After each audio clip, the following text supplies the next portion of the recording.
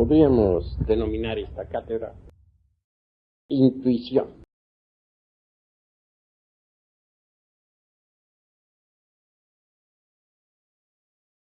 Ante todo, hemos de empezar por la base, el hombre. ¿De dónde venimos? ¿Para dónde vamos? ¿Cuál es el objeto de nuestra existencia? ¿Para qué existimos? ¿Por qué existimos? He ahí una serie de interrogantes que debemos aclarar y resolver.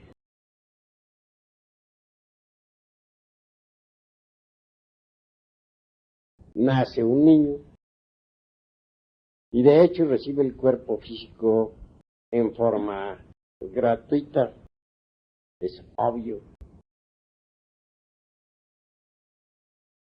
Un cuerpo maravilloso con unas 15.000 millones de neuronas, etcétera, a su servicio. Nada le ha costado. Conforme el niño va creciendo, la mente sensual se va abriendo poco a poco. Y esta última en sí misma y por sí misma se informa mediante las percepciones sensoriales externas. Y es precisamente con los datos aportados por tales percepciones como la mente sensual elabora siempre sus conceptos de contenido, motivo por el cual ella jamás puede saber algo sobre lo real. Sus procesos razonativos son subjetivos, se mueven dentro de un círculo vicioso, el de las percepciones sensoriales externas. Eso es obvio. Ahora comprenderán ustedes un poco mejor lo que es la razón subjetiva en sí misma.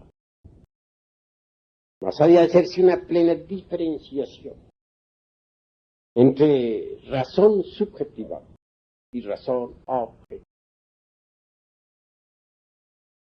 Es obvio que el niño tiene que pasar por todos los procesos educacionales. Kinder, primaria, secundaria, prepa y hasta universidad. La razón subjetiva se nutre con todos los datos que las distintas instituciones escolásticas le aportan. Es en verdad que ningún instituto docente podría dar al niño o al joven o al adolescente datos exactos sobre eso que no es del tiempo, sobre eso que es lo real. En verdad, hermanos, que las especulaciones de la razón subjetiva vienen a conducir, pues, al intelectual,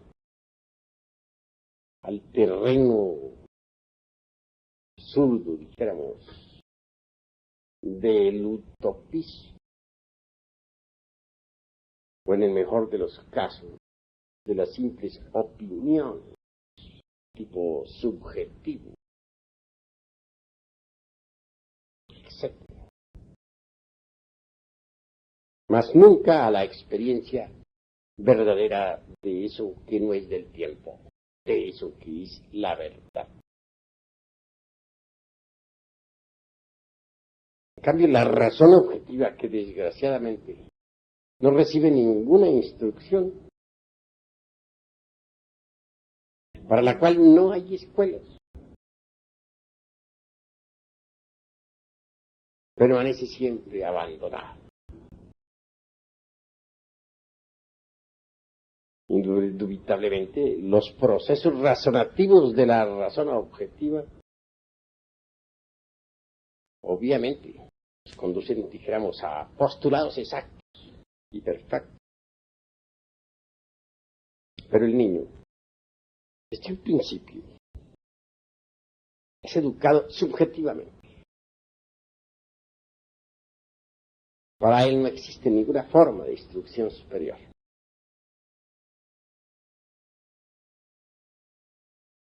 Los datos de los sentidos aportan a la mente subjetiva del adolescente, a la mente sensual, dijéramos. Todas las cuestiones escolásticas, de familia, etcétera, que son meramente empíricas y subjetivas. Y eso es lo lamentable. En principio el niño no ha perdido todavía la capacidad de asombro. Obviamente, se asombra ante cualquier fenómeno. Un hermoso juguete despierta en él ese asombro. Y se divierten los niños con sus juguetes. Más conforme va creciendo, conforme su mente sensual va recibiendo datos de la escuela, del colegio, la capacidad de asombro va desapareciendo. Y al fin llega el instante en que el niño se convierte en joven, y el joven ya ha perdido por completo esa capacidad. Desafortunadamente, los datos que uno recibe en los colegios, en las escuelas, en los centros educacionales, solo sirven para nutrir, como ya dije, la mente sensual. Pero nada más. De esa forma, y con esos sistemas de educación actuales, lo único que realmente se logra es forjarnos en la escuela, en la academia, en la universidad, una personalidad artificiosa. Téngase en cuenta, mis caros hermanos, que en realidad de verdad los conocimientos que se estudian en humanidades jamás servirían para formar al hombre psicológico. En nombre de la verdad hemos de decir claramente que las materias que se estudian actualmente en los institutos docentes no tienen relación alguna con las distintas partes del ser.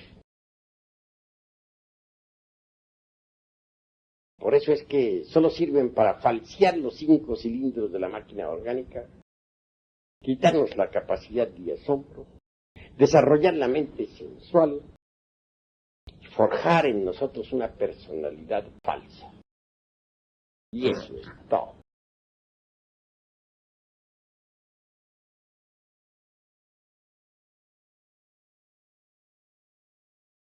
Así pues que se entienda claramente que la mente sensual en forma alguna podría producir en nosotros una transformación radical. Es conveniente entender que la mente sensual, muy culta que parezca, nunca podría sacarlo a uno del automático y de la mecanicidad en que se encuentra toda la gente, todo el mundo.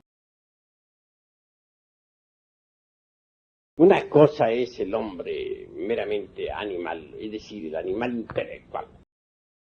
Y otra cosa, en verdad, muy diferente, por cierto, es el verdadero hombre psicológico. Al citar la palabra hombre, incluyo también, naturalmente, a la mujer. Y esto se debe subentender claramente. Nacemos con un cuerpo físico maravilloso, pero en realidad de verdad necesitamos hacer algo más. Formar el cuerpo físico no es difícil, lo heredamos. Pero formar el hombre psicológico sí es difícil. Para formar el cuerpo físico no necesitamos trabajar sobre sí mismos. Pero para formar al hombre psicológico sí debemos trabajar en sí mismo. Eso es obvio. Se trata pues de organizar la psiquis que está desordenada para crear el hombre psicológico, que es el verdadero hombre en el sentido más completo de la palabra. Decía el maestro Gurdjieff que la máquina orgánica no tiene ninguna psicología. Tengo que disentir bastante con él en esa cuestión. Sí existe psicología en cualquier máquina orgánica llamada hombre, equivocadamente, por cierto. Lo que sucede es que está desorganizada. Esto es distinto. Organizar esa psicología dentro del animal intelectual es lo urgente, lo inaplazable, lo impostergable. Si es que queremos en verdad crear el verdadero hombre, que es el hombre psicológico. Distínguase pues entre el animal intelectual, equivocadamente llamado hombre, y el verdadero y auténtico hombre psicológico. Nosotros necesitamos trabajar sobre sí mismos, si es que queremos crear a tal hombre. Sin embargo, hay lucha en nosotros. La mente sensual es enemiga declarada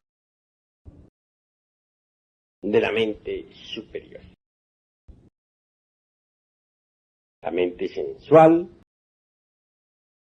se identifica con cualquier circunstancia. Si, por ejemplo, de pronto nos hallamos en el píparo banquete, nos identificamos tanto con las viandas que nos convertimos en glotones. Si se nos brinda una copa, nos identificamos tanto con el vino que terminamos embriagos. Si encontramos en nuestro camino una persona del sexo opuesto, fascinante, interesante, nos identificamos tanto con aquella que al fin terminamos nosotros de fornicarios o convertidos simplemente en adúlteros. En estas circunstancias, y de este modo, no es posible crear al hombre psicológico. Si por alguna parte hemos de iniciar el trabajo de crear al hombre psicológico, será en realidad de verdad. Trabajando sobre sí mismos, no identificándonos jamás con ninguna circunstancia, y autoobservarnos de instante en instante, de momento en momento. Hay quienes cierran el camino. Existen sociedades, escuelas, órdenes, logias, religiones, sectas, que pretenden organizar la psiquis humana mediante ciertas máximas que llamaríamos de oro. Comunidades que pretenden mediante tal o cual máxima comportarse en todas las circunstancias de la vida, a fin de conseguir algo que ellos llamarían purificación, santidad, etcétera. Todo esto es urgente a analizarlo. Es obvio que una máxima, cualquiera, tipo ético, religiosa, nunca podría servir de patrón para los distintos aconteceres de la vida. Una máxima, aún estructurada, con la lógica superior de un Ouspensky, por ejemplo. En verdad, que jamás podría crear un nuevo cosmos, ni una nueva naturaleza. Supeditarnos estrictamente a una máxima, con el propósito de organizar nuestra psiquis, sería absurdo. Esto significaría convertirnos en esclavos, obviamente.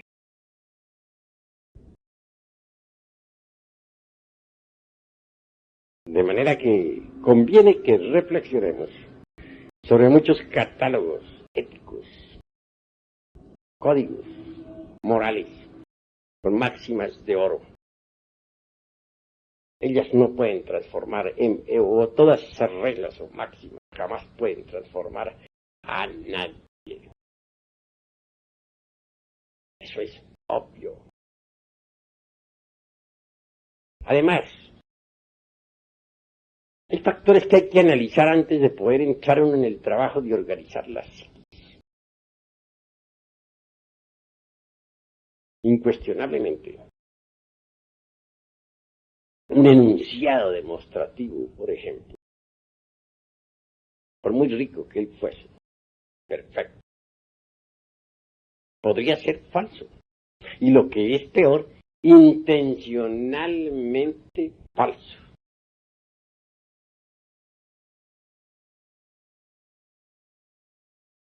Así que, al intentar nosotros una transformación de sí mismos, tenemos que volvernos un poco más individuales. No quiero decir egoístas. Subentiendas esto como aprender a pensar mejor y en una forma más independiente y perfecta. Que muchas sentencias sagradas, máximas de oro, como ya dije, aforismos que todo el mundo considera perfectos, realmente no podrían servir de patrón de medida para conseguir una transformación auténtica y una organización de la psiquis dentro de nosotros. Se trata de organizar la psiquis interna. Y tenemos que salir de tantos racionalismos de tipo subjetivo. Y ir, como se dice, al grano, a los hechos. Afrontar nuestros propios errores, como son. No querer nunca justificarlos. No tratar de huir de ellos. No intentar disculparlos. Se necesita que nos volvamos más serios en la analítica. Tenemos que ser, dijéramos, más juiciosos, más comprensivos.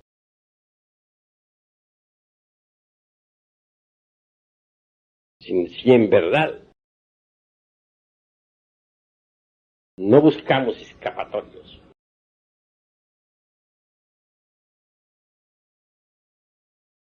entonces sí, podemos trabajar sobre sí mismos para conseguir la organización del hombre psicológico y dejar de ser meros animales intelectuales como hasta ahora somos.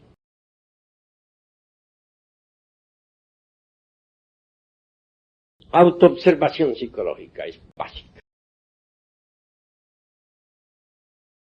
Se necesita en verdad autoobservarnos de instante en instante, de segundo en segundo. ¿Con qué objeto? Uno, ¿cuál? Descubrir nuestros defectos de tipo psicológico. Pero descubrirlos en el terreno de los hechos. Observarlos directamente, juiciosamente, sin evasivos, sin disculpas, sin escapatorias de ninguna especie. Una vez que un defecto ha sido debidamente descubierto, entonces, y solo entonces, podemos nosotros comprenderlo. Y al intentar comprenderlo, debemos, repito, ser severos consigo mismos. Muchos cuando intentan comprender un error, lo justifican, o lo evaden, o lo esconden de sí mismos. Y eso es absurdo. Hay también algunos hermanitos gnósticos que al descubrir tal o cual defecto en sí mismos, comienzan con su mente, dijéramos, teorética, a hacer especulaciones.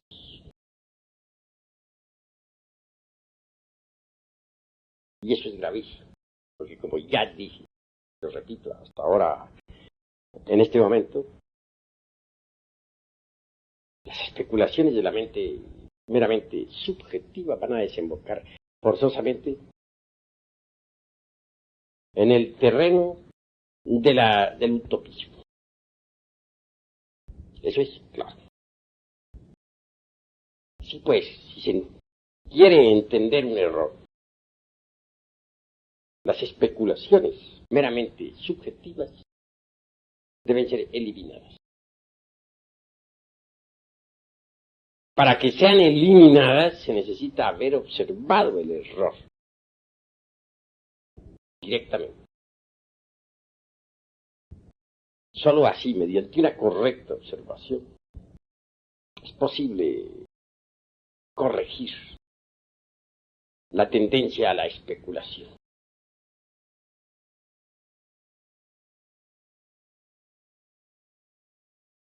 Una vez que uno ha comprendido íntegramente cualquier defecto psicológico en todos los niveles de la mente, entonces sí puede darse el lujo de quebrantarlos, de desintegrarlos, de reducirlos a ceniza, a polvareda cosmos.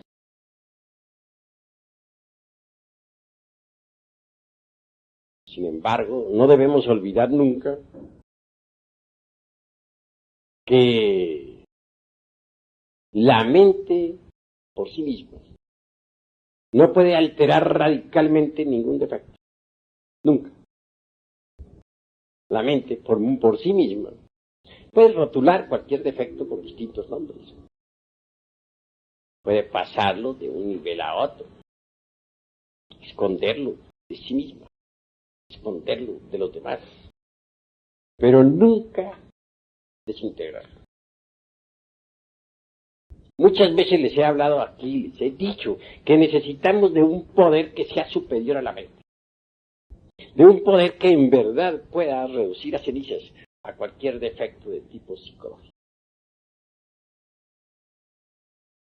Afortunadamente ese poder existe en el fondo de nuestra psiquis. Me refiero claramente a Stella Maris, la Virgen del Mar. Es una variante de nuestro propio ser, pero derivada o derivado. Si nosotros nos concentramos en esa fuerza variante que existe en nuestros psiquis, que algunos pueblos la denominaron Isis y otros Tonantzin y aquellos Diana, etc., seremos asistidos. Entonces, el defecto en cuestión puede ser reducido a polvareda cósmica.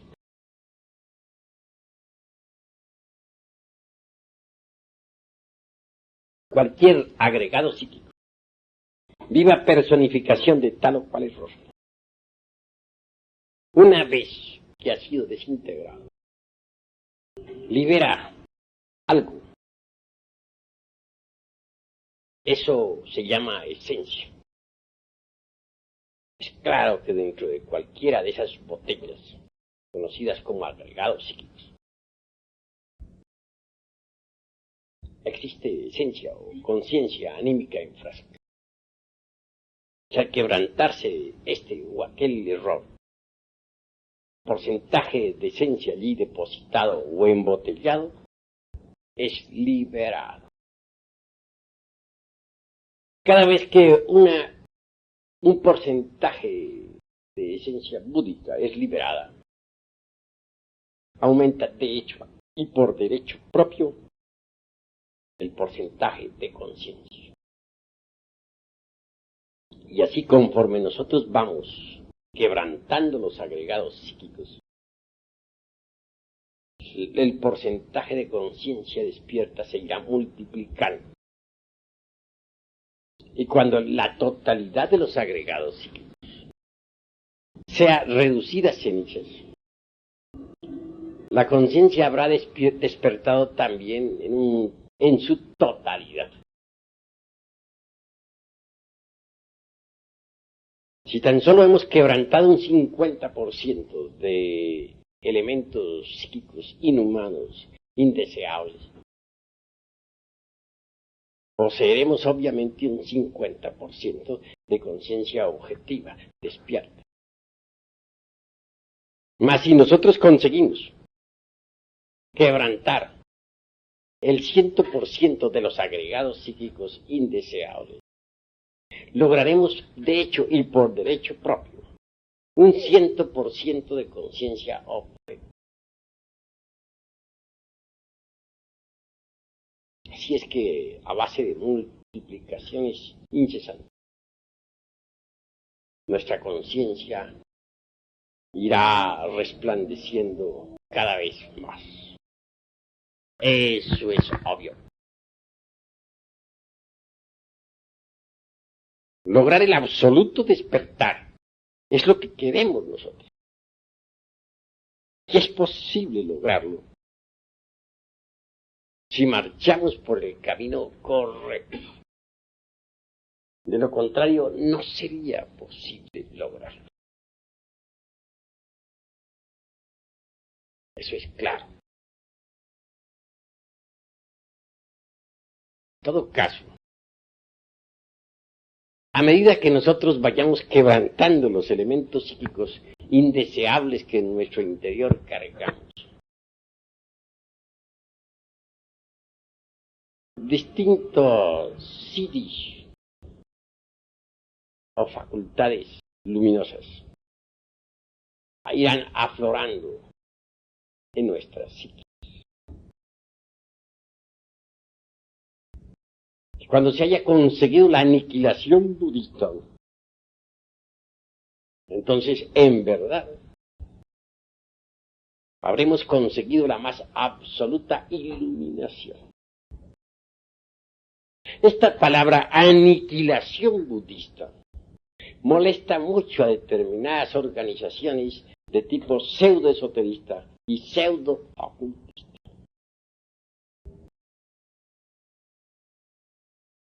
A nosotros, en vez de fastidiarnos tal palabra, nos agrada realmente. Conseguir el 100% de conciencia es algo anhelable.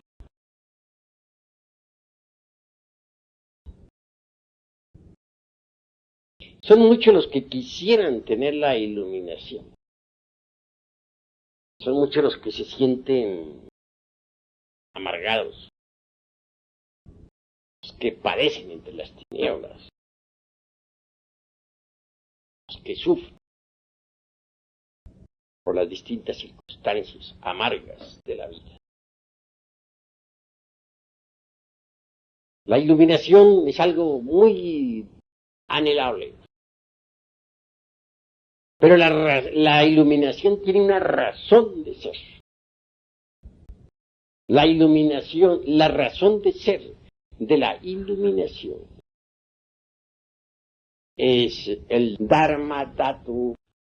Esta palabra de tipo sánscrito sonará un poco extraña a los oídos de los aquí presentes. Dharma Dhatu viene de su raíz Dharma, químicos indeseables que en nuestro interior cargamos. Sin embargo, no por ello lograría la iluminación radical. Aquí entra en juego eso que se llama el tercer factor de la revolución de la conciencia, el del sacrificio por la humanidad. Si nosotros no nos sacrificamos por la humanidad, no sería posible conseguir la iluminación absoluta. Porque, repito, la razón de ser de la iluminación es el Dharma Dhatu. Es obvio que si desintegramos el ego, se nos paga. Es cierto y de toda verdad que si creamos los cuerpos existenciales superiores del ser, se nos paga. No podemos negar que si nosotros nos sacrificamos por nuestros semejantes, se nos paga. Todo eso es indubitable. Para conseguir la iluminación absoluta, se necesita trabajar con los tres factores de la revolución de la conciencia. Nacer, es decir, crear los vehículos existenciales superiores del ser. Morir, desintegrar el ego en su totalidad. Sacrificio por la humanidad. He ahí los tres factores de la revolución de la conciencia. Pero como les decía a ustedes, tenemos que saber trabajar sobre sí mismos. Eso es obvio. Necesitamos organizar al hombre psicológico dentro de sí mismos. Primero que todo, antes de conseguir nosotros la iluminación absoluta. El hombre psicológico debe nacer en nosotros. Y nace en nosotros cuando se organiza la psiquis. Hay que organizar la psiquis dentro de sí mismos, aquí y ahora. Si nosotros trabajamos correctamente y organizamos la psiquis. Por ejemplo, si no malgastamos las energías del centro emocional, si no malgastamos las energías de la mente o del cerebro motor, instintivo, sexual,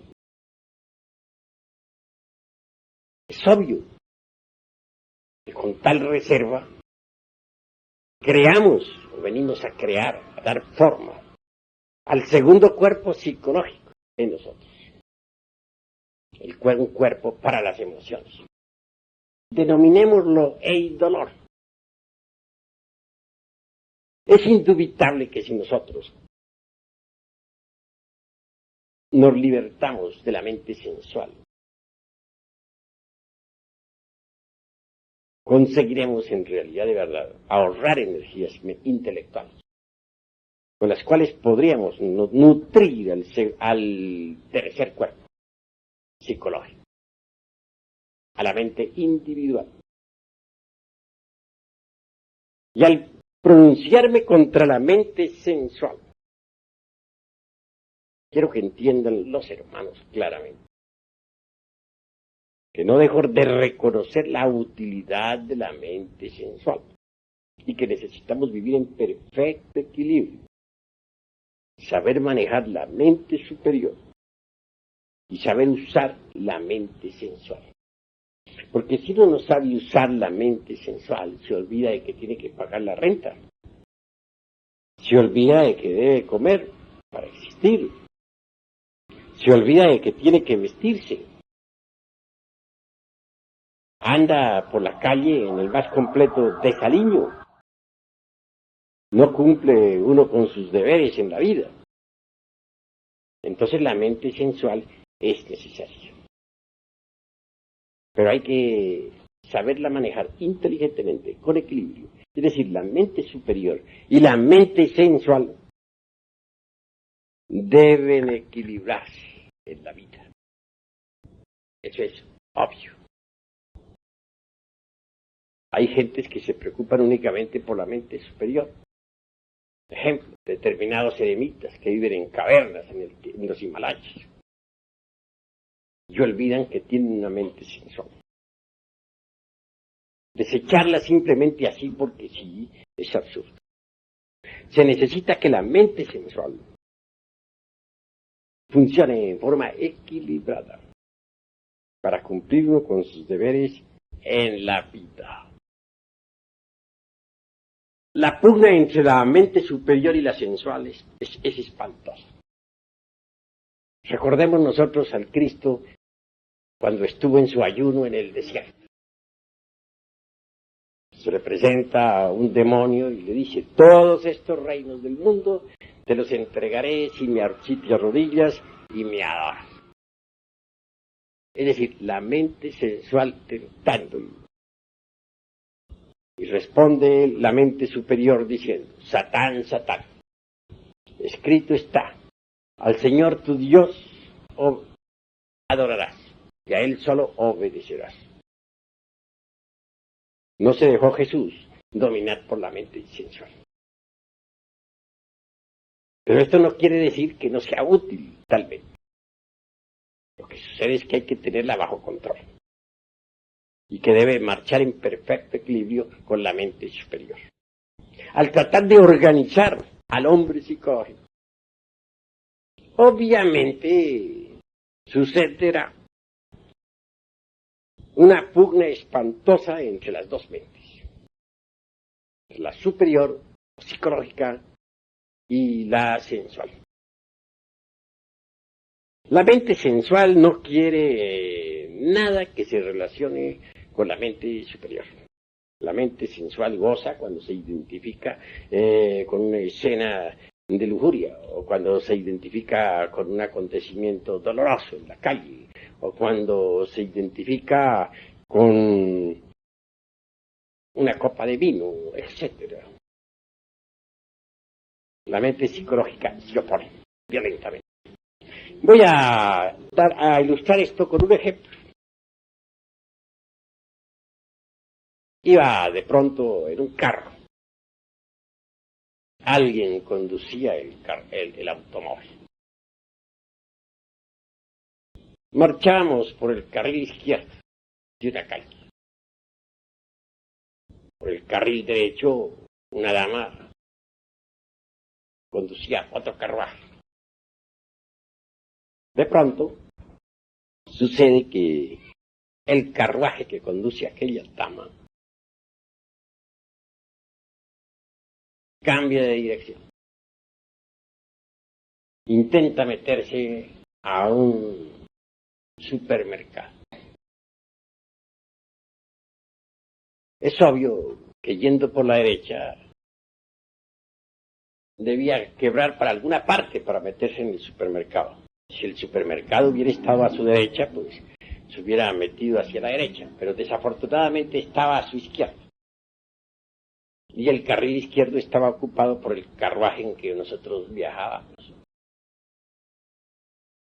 No le importa a aquella dama absolutamente nada y definitivamente quiebra hacia la izquierda, claro, viniendo a chocar con el carruaje en el que nosotros íbamos. Los daños no fueron graves, fueron mínimos para aquel otro carro. Pero aquí viene lo interesante. Como quiera que en el carro en que viajara insignificante persona.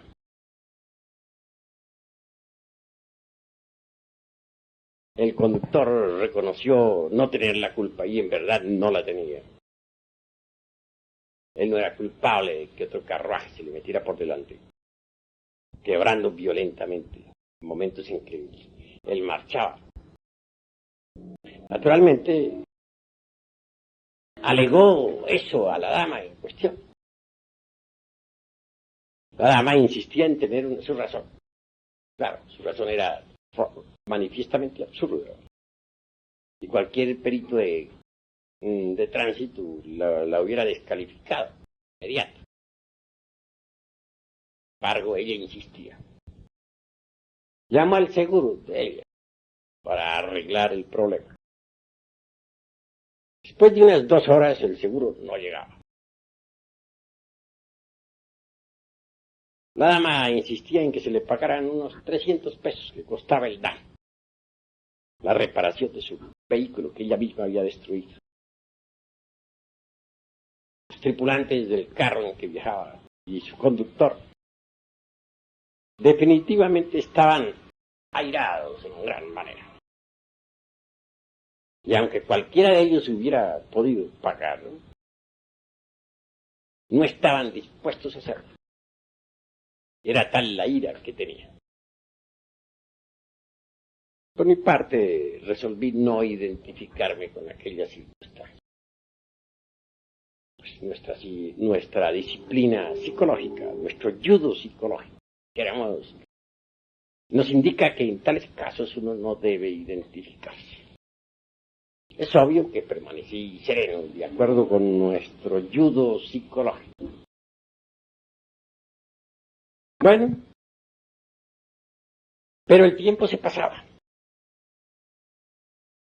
2 horas, y posiblemente muchas más. Tendríamos que aguardar, pues el seguro no aparecía. Al fin la dama aquella llegó muy respetuosamente hacia mí, pues yo que era el único que estaba sereno. Los demás tripulantes vociferaban. Me dice, señor, si me diera usted siquiera 300 pesos, dejamos esta cuestión a un lado, porque estoy perdiendo el tiempo y todos lo estamos perdiendo. Le dije, observe usted la posición en que están esos 2 carros. Quería usted quebrar a la izquierda, debería haber traído el carril izquierdo. Usted va por el carril derecho. Y sin embargo intenta entrar a ese supermercado. No es posible entrar por el carril derecho cuando el izquierdo va ocupado. Cualquier perito en tránsito la descalifica.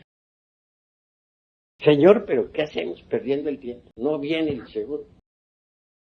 Bueno, tome sus 300 pesos y vaya usted en santa paz. No hay problema, siga su viaje. Es obvio que hubo una protesta general de los tripulantes. Se indignaron no solamente contra aquella dama, sino contra mí también. Era tal el estado en que se encontraban que no podían menos que protestar. Se encontraban absolutamente identificados con la escena. Y claro que a mí me calificaron de tonto, etcétera, etcétera, etcétera, y otras tantas yemas.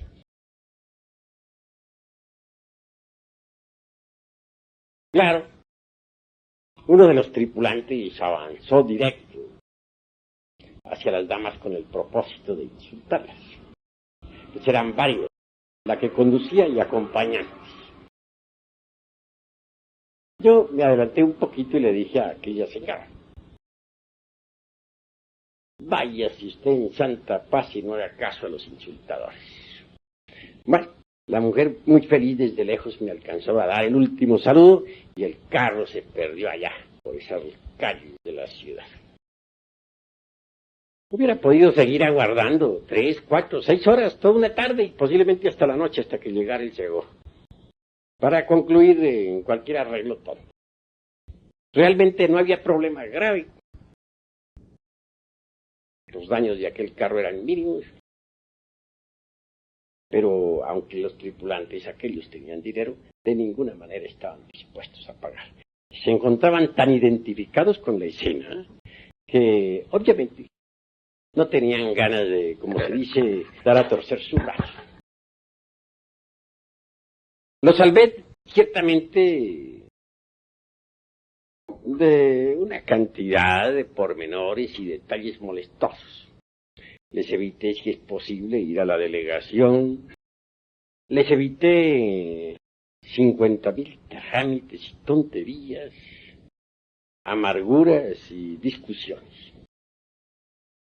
Pero ellos se encontraban tan identificados con aquel hecho que ni cuenta se daban del bien que se les había hecho. Así es la gente. De manera que, mis queridos amigos, en realidad de verdad deben ustedes entender que identificarse con las circunstancias trae problemas. Es absurdo identificarse con las circunstancias. Completamente absurdo. Se gastan las energías. ¿Con qué energías organizaría uno, por ejemplo, el cuerpo astral? Si se deja llevar de esos estallidos de ira, de esos berrinches espantosos, de esos corajes que no tienen razón de ser. Todo por identificarse con las circunstancias. ¿Con qué fuerzas podría darse uno el lujo de crearse una mente individual?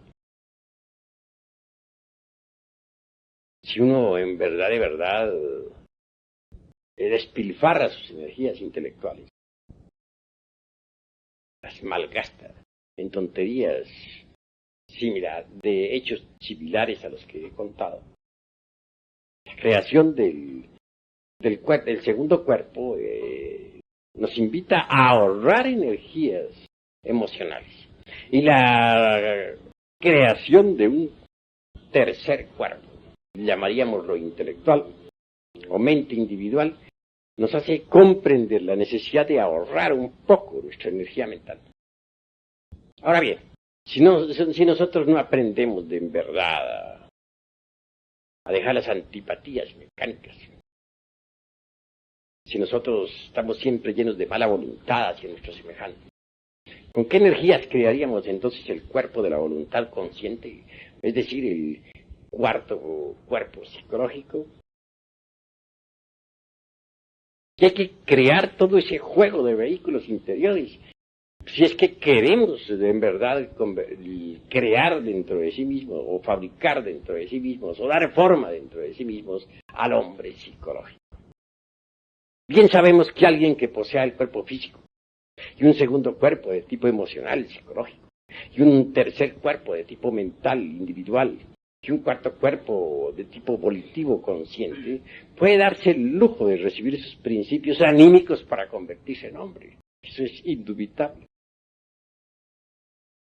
Pero si uno verdaderamente malgasta sus energías motrices, vitales, emocionales, mentales, volitivas, identificándose con todas las circunstancias de la vida, etc., pues es obvio que nunca podrá organizar esos cuerpos psicológicos en nosotros, tan indispensables para que dentro de sí mismos aparezca el hombre. Así que cuando hablo de organizar la psiquis, debe saberse entender. Tenemos que manejar energías, saberlas utilizar, no identificarnos para no malgastar nuestras energías torpemente. No olvidarnos de sí mismos. Cuando uno se olvida de sí mismo, se identifica. Y cuando se identifica, entonces no puede dar forma a la psiquis. No puede hacer que la psiquis, pues, se estructure inteligentemente en sí mismo. Porque malgasta las energías torpemente. Esto es urgente entenderlo, mis queridos hermanos. Así pues, un hombre verdadero es un hombre que ha ahorrado sus energías, que mediante las mismas ha podido crear los cuerpos existenciales superiores del ser. Un hombre verdadero es aquel que ha recibido sus principios anímicos y espirituales.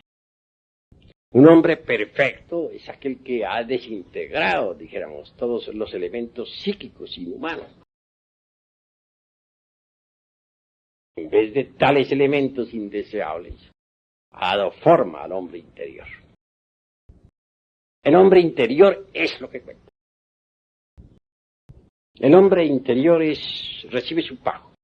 La gran ley le paga. El hombre interior está despierto, porque ha desintegrado el ego. El hombre real, verdadero, que se sacrifica por sus semejantes, obviamente consigue la iluminación. Así, crear el hombre es lo primero. Es lo fundamental. Y esto se consigue organizando la psiquis. Pero muchos, en vez de dedicarse a organizar su propia psiquis íntima, se preocupan exclusivamente por desarrollar poderes o siddhis inferiores. Y eso es absurdo. ¿Con qué vamos a empezar nosotros? ¿A organizar la psiquis o a desarrollar poderes inferiores? ¿Qué es lo que queremos? Tenemos que ser juiciosos nosotros en el análisis, juiciosos en nuestros anhelos. Si es poder en lo que estamos buscando, perdemos el tiempo miserablemente. Creo que lo fundamental es que organicemos nuestra psiquis interior. Eso es lo básico. Si ustedes lo entienden a sí mismos y trabajan en sí mismos, conseguirán darle forma a la psiquis. Entonces el hombre real, el hombre verdadero, habrá nacido en ustedes. Entiendan esto. Mejor es que, en vez de andar buscando siddhis inferiores, o poderes inferiores, como decimos nosotros, demos forma a la psiquis. Hay un poder trascendental que nace en cualquier hombre que verdaderamente ha trabajado sobre sí mismo. Me refiero en forma enfática a la intuición. La intuición. Y cito esto para que dejen ustedes de codiciar poderes. Pero ¿cuál es esa facultad? Se nos ha dicho que está relacionada con la glándula pinealis. No lo niego. Pero lo interesante es explicar cuáles son sus funciones.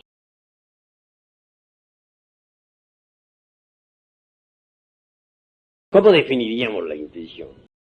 Percepción directa de la verdad sin el proceso deprimente de la opción. Bueno, está buena esa forma de definir, pero la encuentro muy incipiente. La usan todas las escuelitas, por ahí de tipo pseudoesotérico y pseudo. Pero la analítica nos invita a ahondar más en este asunto.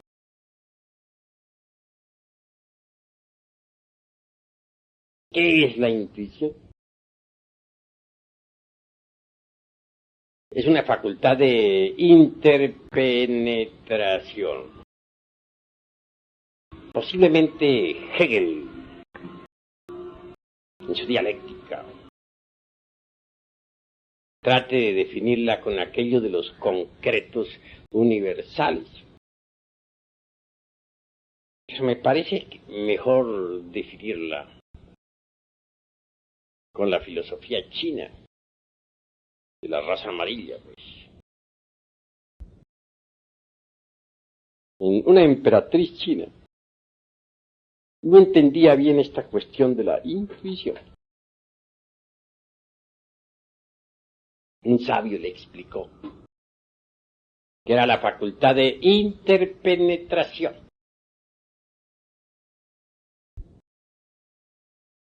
Está correcta esa definición, pero ya no la entendí. Entonces el sabio trajo una veladora encendida y la colocó en el centro de un recinto.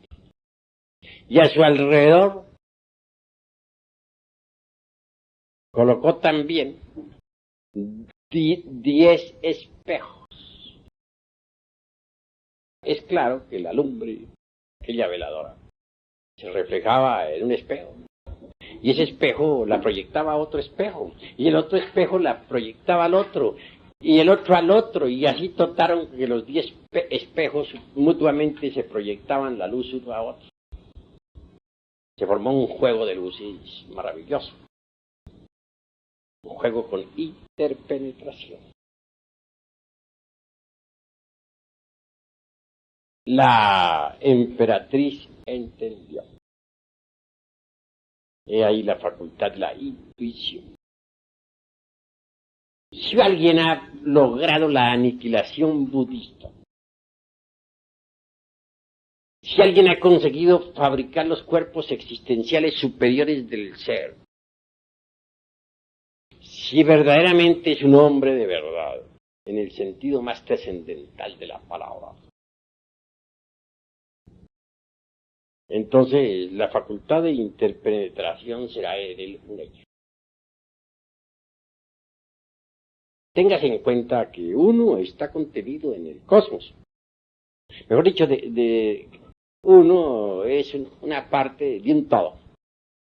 Dentro del microcosmos, hombre, hay mucho, existe mucho, y sin embargo la totalidad de uno no es sino una parte del todo. Ya sabemos que, por ejemplo, dentro del ayocosmos, o sea, el infinito, está contenido el macrocosmos. Dentro del macrocosmos, que es la Vía Láctea, está contenido, ¿qué es? El deuterocosmos, sistema solar. Dentro del deuterocosmos está contenido el sol cósmico. Y dentro de este está contenido, pues, el cosmos tierra, el mesocosmos. A su vez, dentro del mesocosmos está contenido el microcosmos hombre, y dentro del microcosmos hombre está contenido, pues, la vida de lo infinitamente pequeño, el triptocosmos. Como dentro de un cosmos hay otro cosmos, y dentro de ese cosmos hay otro. Y por todo hay 7 cosmos, unos contenidos en otros. De manera que dentro de nosotros hay un cosmos inferior. Eso es claro, el triptocosmos. Y un cosmos superior. Es claro, el mesocosmos. Es decir, nosotros estamos entre un cosmos superior y un cosmos inferior. Estamos también muy relacionados. Nuestros padres pues nos dieron origen. A su vez de nosotros devienen los hijos, los nietos. Todos estamos interpenetrándonos mutuamente. Así la interpenetración es una ley perfectamente definida por la dialéctica de Hegel, con sus famosos conceptos que ya he dado forma, que ya he explicado. Indubitablemente, mis queridos amigos, la existencia de un mundo cualquiera, su nacimiento, su desarrollo, su muerte, queda reflejándose también dentro del hombre verdadero, que ha logrado la aniquilación budista. Entonces, puede decir, bueno, conozco la historia de ese planeta. Todo el Mahamvantara puede reflejarse en la uña de un hombre auténtico. Y reflejarse con tanta exactitud que el Buda ese no ignore nada.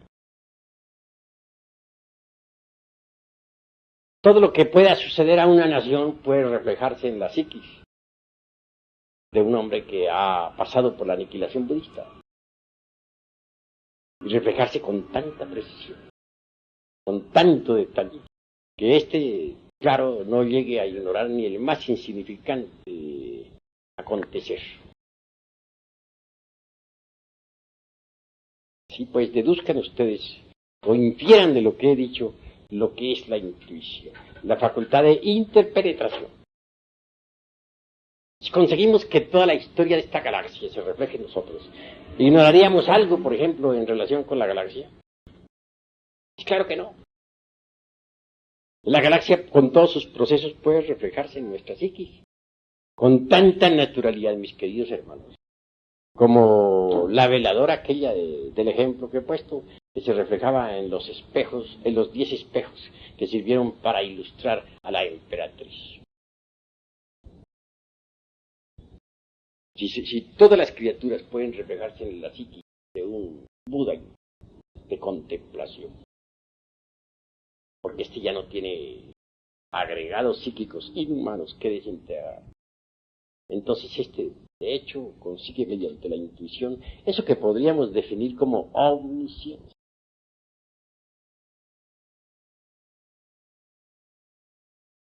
Llegar a la iluminación, pues es posible.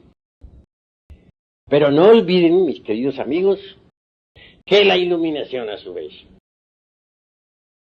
tiene sus leyes.